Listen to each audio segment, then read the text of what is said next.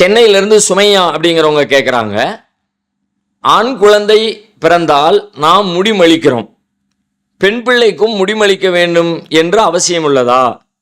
ஒரு சிலர் மளிக்கக்கூடாது என்று கூறுகிறார்கள், எது சரி தெளிவுபடுத்தவும் அப்படின்னு சொல்லி கேட்குறாங்க.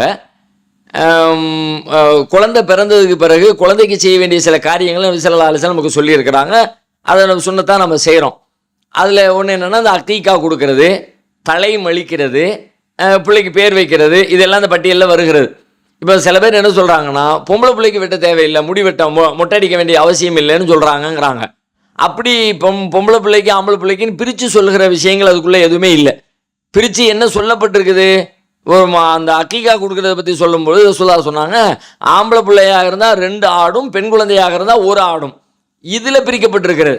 ஆனால் இந்த தலைமுடியை மலிக்கிறதுலையோ பேர் வைக்கிறதுலையோ அதுல எல்லாம் எந்த பிரிவினையும் நமக்கு ஹதீஸ்களில் காட்ட முடியலை. எப்படி வருது? குல்லு குலாமின் ரஹீனும் பி அக்கீகத்திஹி, ரஹீனத்தும் பி அக்கீகத்திஹி, ஒவ்வொரு குழந்தையும் அக்கீகாவிற்கு பிணையாக்கப்பட்டுள்ளது. துத்பஹு அன்ஹு யௌம சாபிஹி வ யுஹ்லகு வ யுஸம்மா, அந்த குழந்தையின் சார்பில் 7வது நாளில் அறுக்கப்படும், ஆடு அறுக்கப்படும், தலை மலிக்கப்படும், பெயர் வைக்கப்படும் அப்படின்னு சொன்னாங்க ரசூலுல்லாஹ்.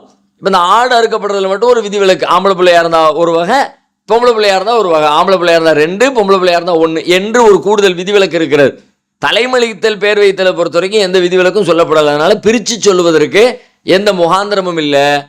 ஒரே மாதிரி ஆம்பளை பிள்ளைக்கும் பொம்பளை பிள்ளைங்களும் நம்ம மொட்டை அடிக்கிறதுங்கிறது அது ஒரு நபி வழியில் உள்ளதுங்கிறத புரிஞ்சுக்கணும். அதை பிரித்து பார்க்கறதுக்கு ஒரு செய்திகளும் அதற்குள்ளே இருப்பதாக நாம் அறியவில்லை.